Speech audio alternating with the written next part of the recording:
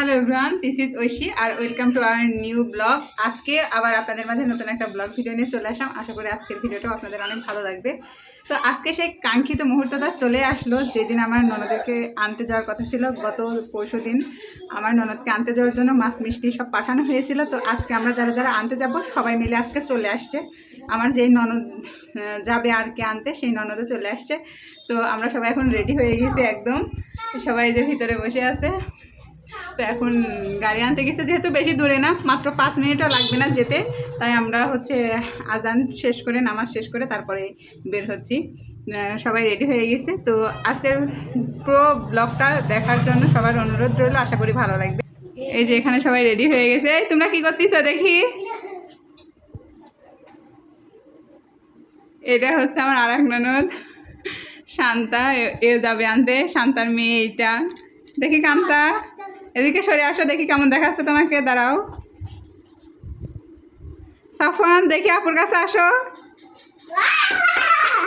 আপুর পাশে দাঁড়াও, আপুর পাশে দাঁড়াও। তোমার চশমা কই? তো আমরা এখন সবাই রেডি হয়ে গেছি, এখন বেরোবো। বাইরে ভ্যানও চলে আসছে। তো এখন আমরা বাসা থেকে বের হয়ে যাচ্ছি। বাইরে রাস্তায় ভ্যান দাঁড়িয়ে রয়েছে, বাসার সবাই বাইরে দাঁড়ায় রয়েছে, আমাদের জন্য অপেক্ষা করতেছে। যেহেতু আমার আর শান্তার আমাদের দুজনের যাওয়ার কথা ছিল, মাঝখানে ওর বাবাকে আশিক ফোন দিয়ে বলছে যে যাওয়ার জন্য, মানে আমার নন্দায়ের নাম আশিক। আর ওরা যেহেতু ফ্রেন্ড প্লাস ফুপাতো মামাতো ভাই, তো ওদের বন্ডিংটা আলাদা। আমি ওকে বললাম ঠিক আছে, তুমি হাফ টাইম ক্লাস করে, স্কুল যেহেতু ছিল আজকে, ক্লাস করায় তুমি বাসায় চলে এসো, আমরা সবাই মিলে একসাথে যাব।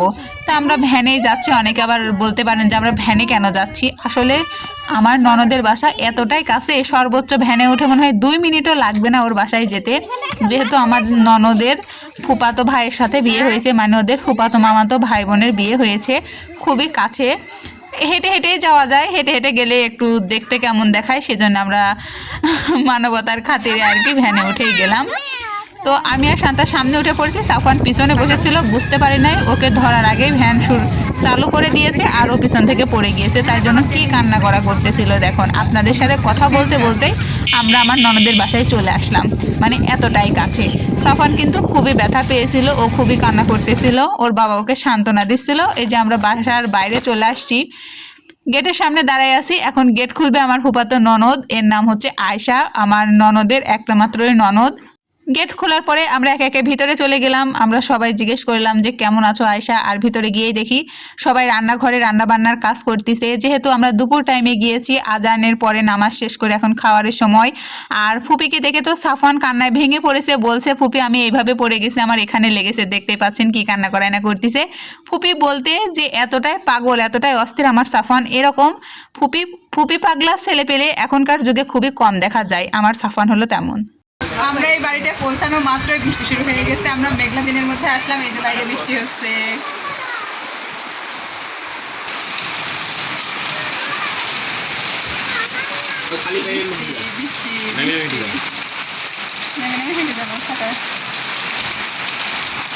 আর যার নিতে আছি সে কাজ করতেছে এখন, যার বাসায় আইছি সে এখন কাজের লোক। যাও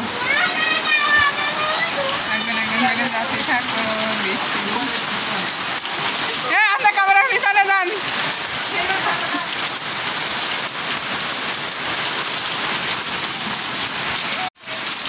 এখন আমরা ছাতায় বৃষ্টিতে ভিজতেছি।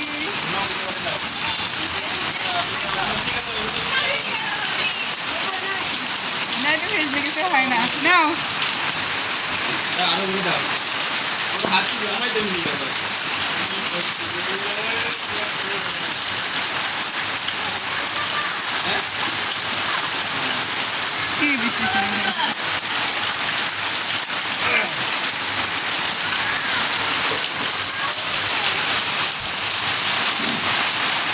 আমরা যাওয়ার কিছুক্ষণের মধ্যেই টেবিলে খাবার দিয়ে দিল, যেহেতু দুপুর পার হয়ে যাচ্ছে আর অতিরিক্ত বৃষ্টি হচ্ছে। কি পরিমাণ যে বৃষ্টি শুরু হয়েছে, আমরা যতক্ষণ পর্যন্ত ওখানে ছিলাম ততক্ষণ পর্যন্ত একটানা জোরে জোরে বৃষ্টি হয়ে গেছে। তাই আমরা খাবার টেবিলে সরাসরি বসে পড়লাম। তা আমি আবার এখানে দেখাচ্ছিলাম যে কী কী রান্না করেছে। এটা ছিল হচ্ছে রোস্ট, একটাতে ছিল গরুর গোশ, একটাতে ছিল খাসির গোশ। আমি যেহেতু গরুর গোশটা খাই না, বেসিক্যালি খাসির গোশটা আমার জন্যই রান্না করা ছিল। এটাতে ছিল ডাল দিয়ে ডিম দিয়ে ভুনা, সাদা ভাত, পোলাও, শসা আর পটল ভাজি আর লেবু। মোটামুটি এরকম আইটেমই ছিল। আর সাথে ছিল দই মিষ্টি, সেগুলো সাইডে রাখা ছিল যে আমরা আগে এগুলা খাবার খেয়ে নিই, তারপরে হচ্ছে ওই দই মিষ্টিগুলা খাবো। তো আমি আর শান্তা খেতে বসে গেলাম। আমি আমার ননদ নন্দাইকে বললাম যে ঠিক আছে আমরা সবাই মিলে একসাথে বসি খেতে। সে আবার ক্যামেরার সামনে আসতে একটু অস্বস্তি বোধ করলো, তাই সে আসলো না, প্লাস সে খেলো না। তাকে রেখে আমরা খাওয়া শুরু করে দিলাম। দুপুরবেলা আমরা এদিকে খাচ্ছি, ঝুম বৃষ্টি হচ্ছে, টিনের চালের উপরে বৃষ্টির শব্দ, মানে পুরাই একদম মুহূর্তটা জমে গিয়েছিল আর কি। রোস্ট শুধু আমার ননদ রান্না করেছিল। ওকে জিজ্ঞেস করা হলো যে রান্নাগুলা কে করছে, ফুপু শাশুড়ি নাকি সব রান্না বান্না করছে। রান্নার টেস্টগুলা খুবই মজার ছিল।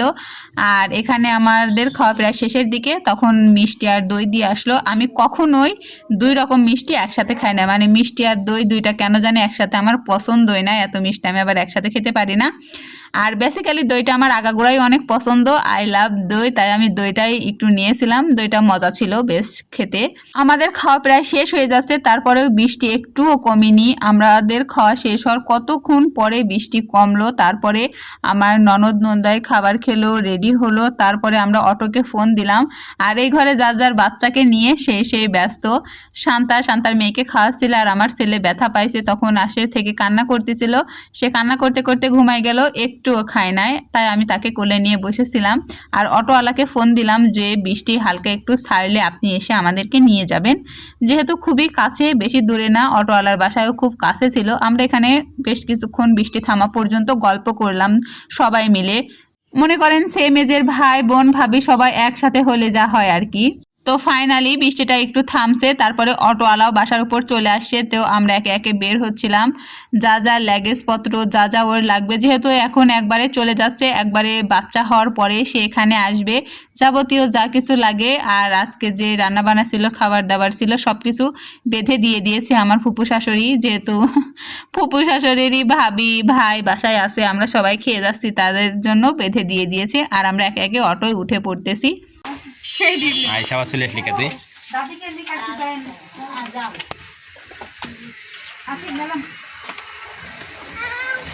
আয়শা সর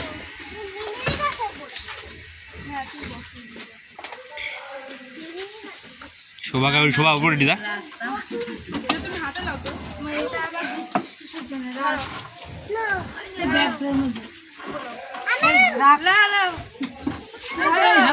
দাও মিমির কাছে এখানে আমার কোলে থাকো খালি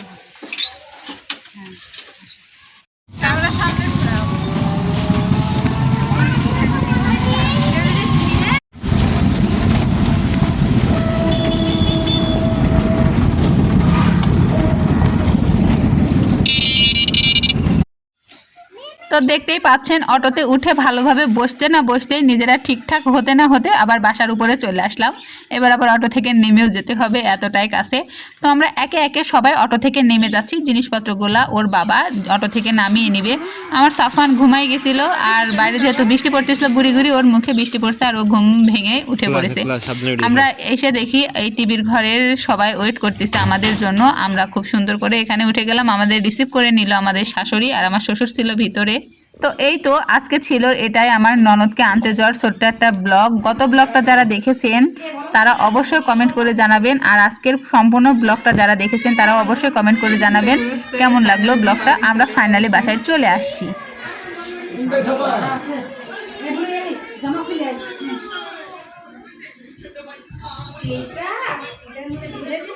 আমরা এখন বাসায় চলে আসছি অলরেডি। আমাদের জামা কাপড়ও চেঞ্জ হয়ে গেছে। এখন নাকি মানে আমার ননদকে আনতে গেছিলাম, ওর বাসা থেকে আমরা যারা যারা গেছিলাম তাদের জন্য জামা কাপড় পাঠাইছে। তো সেটাই দেখার জন্য ননদ ডাকতে। তো আমাদের কি কি জামা কাপড় দিল সেটা আপনাদের সাথে শেয়ার করবো, চলুন দেখে আসি। আমি আসতেছি কিন্তু আমাদের সবার জামা কাপড় চেঞ্জ করা সারা। এখন আমরা আমাদের কি কি দিয়েছে তাই দেখবো, দেখাবো।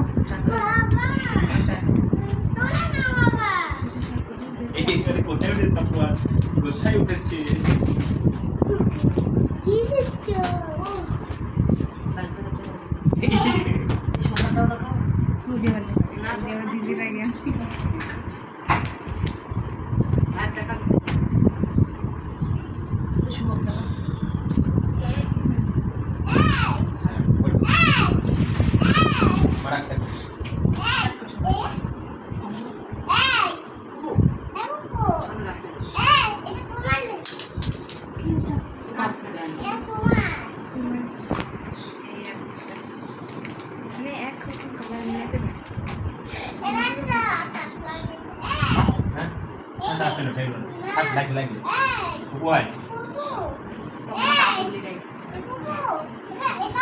ওইটা আমার না গো এটা তো আর জানি